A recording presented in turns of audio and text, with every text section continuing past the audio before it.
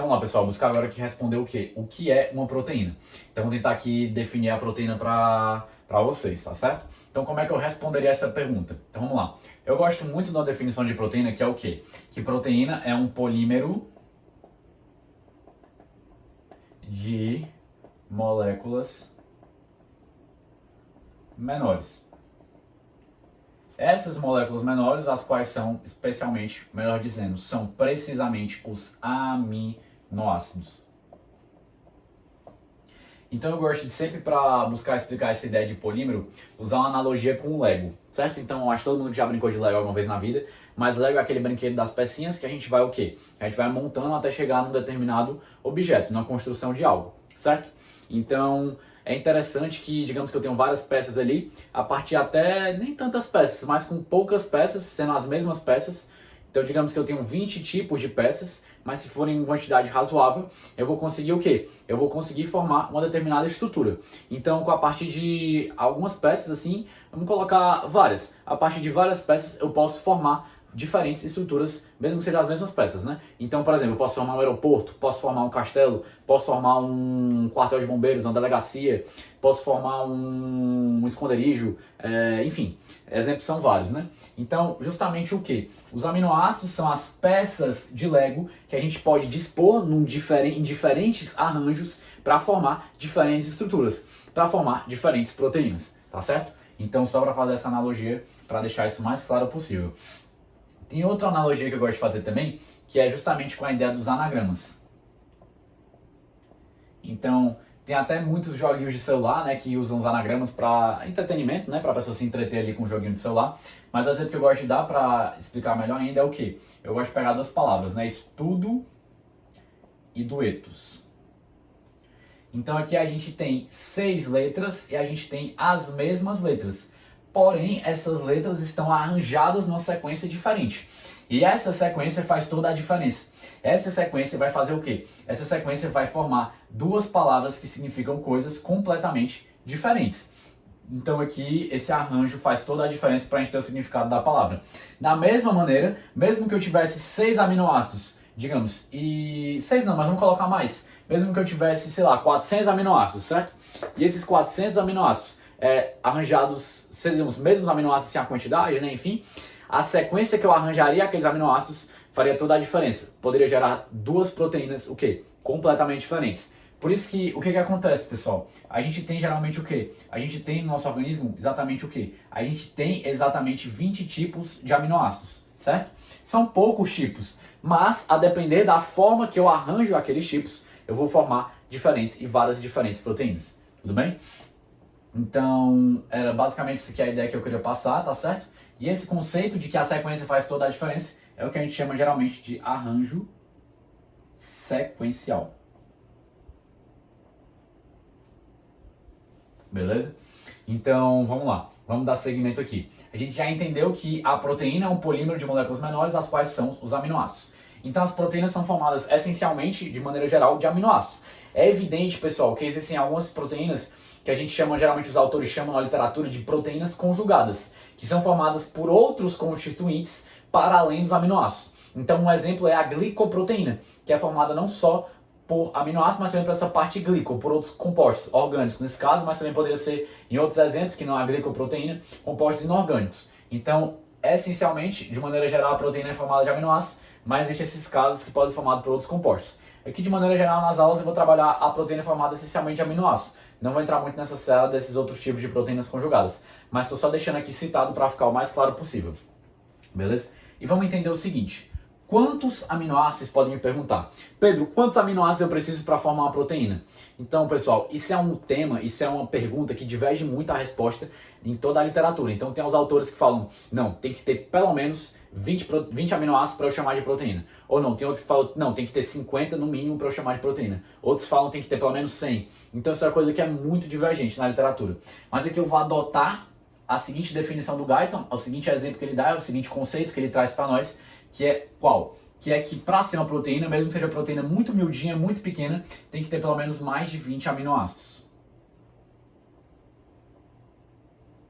Agora, em média, ele fala que, em média, as proteínas, então se a gente pega ali todas as proteínas e faz uma média, né? Quantos aminoácidos, em média, elas têm? Aí ele coloca que é em média 400 aminoácidos.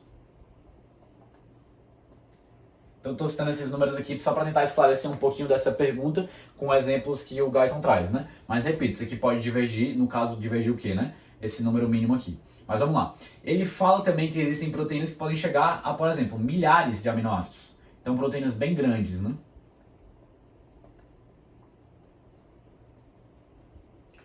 Então, é isso que eu queria só explicar para você, essa questão do corte, que é uma coisa variável, mas eu vou adotar aqui também no decorrer da aula essa ideia de pelo menos mais de 20 aminoácidos, mesmo que seja uma proteína bem pequenininha, tá bom? Então vamos lá. Aqui eu quero apresentar mais alguns conceitos para vocês, só para esclarecer, para ganhar agilidade no decorrer da aula. Então, para explicar esses conceitos, aqui eu vou pintar um aminoácido, que seria essa bola preta, e eu vou pintar aqui outro aminoácido. Como eu tenho 3 pincéis, eu vou fazer aqui como se fosse 3 tipos de aminoácidos, tá bom, pessoal? Mas poderiam ser mais tipos. Então aqui eu tenho um aminoácido, que é esse aminoácido do tipo preto. Eu tenho aqui outro aminoácido, que é esse aqui do tipo azul. Eu tenho aqui mais um, que é esse aqui do tipo vermelho. Aí aqui vai, eu tenho outro. Aqui tem um outro. Tem outro. Certo? E aqui digamos que agora eu acabei conectando aqui esses aminoácidos, tá certo? Fiz essa conexão. Fazer com um pincel preto mesmo. Fiz essa conexão aqui. Começar por aqui. Conectei esse primeiro com esse segundo aminoácido aqui. O aminoácido preto com azul. Essa ligação é o que a gente chama de ligação peptídica. Certo? Aí eu segui aqui, liguei esse aqui com esse aqui, esse aqui com esse aqui, esse aqui com esse aqui. Fiz toda essa ligação, certo? Então, para dar um exemplo aqui, digamos que continuasse, né? Continuou, até que totalizamos cerca de 400 aminoácidos, desde esse até o último. Aí eu contei e deu 400 aminoácidos, certo? Essa estrutura aqui seria uma proteína, ok? Seria uma proteína, em média 400 aminoácidos, beleza? Mas vamos entender o seguinte, que esse conjunto de aminoácidos ligados em sequência é o que a gente chama de cadeia, que está ligado em sequência, em cadeia peptídica, certo? Como aqui é uma cadeia peptídica grande, assim, 400 aminoácidos, né? Poderia ser menos, mas aqui eu peguei a média das proteínas. A gente fala que essa proteína é formada por, aqui como eu desenho uma, é só uma, é formada por uma cadeia peptídica. Então essa cadeia peptídica é o que compõe a proteína, nesse exemplo aqui que eu estou dando, né? Enfim, mas vamos entender o seguinte, que a proteína, ela pode ser uma proteína formada por mais de uma cadeia peptídica. Então, digamos que aqui em cima eu tivesse agora outra cadeia peptídica. Então, pintar aqui.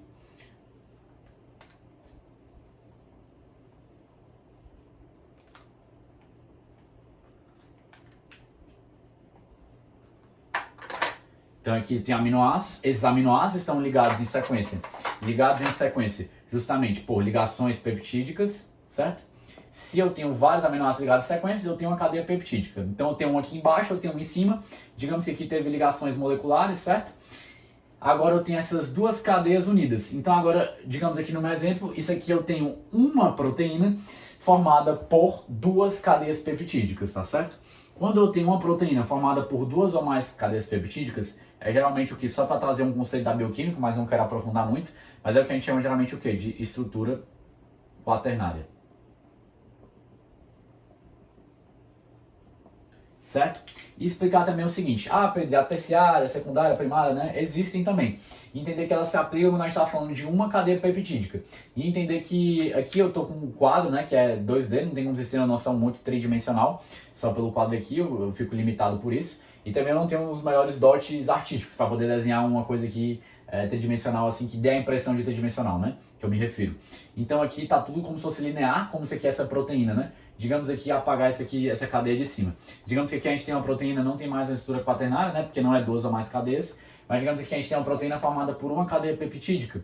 Ela poderia o quê? Adquirir uma conformação que não seja linear. Então poderia haver dobras e tudo mais. E essas dobras, essa mudança de conformação, podem adquirir justamente, inclusive, uma conformação tridimensional. É o que a gente vai chamar. Aí vai ter cada sua categoria com a sua definição, né? Mas assim, não teria uma estrutura linear. A gente poderia chamar, a depender da estrutura ali que fosse conformando, de secundária, terciária, enfim. Primária, secundária, terciária, enfim. Mas eu não quero entrar tanto nas definições para não alongar muito a aula. Eu quero só deixá-las citadas aqui, caso alguém tenha visto, para ficar o mais claro possível. Para fechar aqui, trabalhar só alguns conceitos que são os seguintes. Digamos que eu tenho aqui um aminoácido, aqui eu tenho outro aminoácido, e eles estão ligados aqui, foi feita essa ligação por uma ligação peptídica. aqui é o que eu chamo, geralmente conceitua na literatura de quê? De um dipeptídeo. Agora digamos que eu tenho um, tenho dois, aí eu tenho aqui mais um, tenho 3 aminoácidos ligados por as ligações peptídicas aqui. Então aqui eu vou ter o quê? Um tripeptídeo. Agora digamos que eu continue aqui, eu tenho 1, 2, aí aqui eu tenho 3, 4 aminoácidos. Então aqui eu vou ter agora o que geralmente chama-se de oligopeptídeo. Aqui para dar mais um exemplo, digamos que eu tenho 1, 2, 3, 4, aí tem aqui 5, 6, 7, aí tem aqui 8, aí tem aqui mais um, 9, por exemplo. Aí fui fazendo aqui ligações peptídicas. Aqui eu tenho o quê? Eu tenho uma cadeia peptídica, e essa cadeia peptídica, aqui também é uma cadeia peptídica, aqui tem uma cadeia peptídica, aqui tem uma cadeia peptídica. Essa cadeia peptídica é formada por 2 aminoácidos, chamo de dipeptídeo. Essa aqui é formada por 3 aminoácidos, chamo de tripeptídeo. Essa aqui é formada por poucos aminoácidos. Então, se essa cadeia peptídica é formada de poucos aminoácidos, chamo de oligopeptídeo. Agora aqui, digamos que eu tenho uma cadeia peptídica formada por muitos aminoácidos. Vou chamar de polipeptídeo. Então, vamos lá. Você pode perguntar, né, Pedro, qual é o corte, né, para a gente chamar de oligopoli? Então, pessoal, não tem um corte muito específico. Fica mais fácil eu falar de peptídeo, é evidente, né? O próprio prefixo nos aponta que são 2 aminoácidos. Tripeptídeo, o próprio prefixo nos aponta o quê? Que são 3 aminoácidos. Agora, oligo, o que acontece? O prefixo oligo vem justamente de poucos, né? Só pensar, oligarquia, esse prefixo, me aponta para quê? Para um governo de poucos, né? A própria palavra. Então, oligo vem dessa ideia de poucos. Já poli vem a ideia de vários, né? Muitos, enfim. E como isso também é um objeto de divergência em literatura, assim como o corte das proteínas, então aqui eu prefiro me segurar nessa ideia de oligo poucos e poli vários do que tentar dar ideias cravadas, assim, cortes, tá bom? Então só eu vou aqui pelo bom senso do prefixo e da linguagem mesmo, da etimologia da palavra, tá bom? Então, dito tudo isso, essa aqui é a ideia geral que eu queria só apresentar para vocês de o que é definir, tentar mostrar um pouquinho mais do que é uma proteína.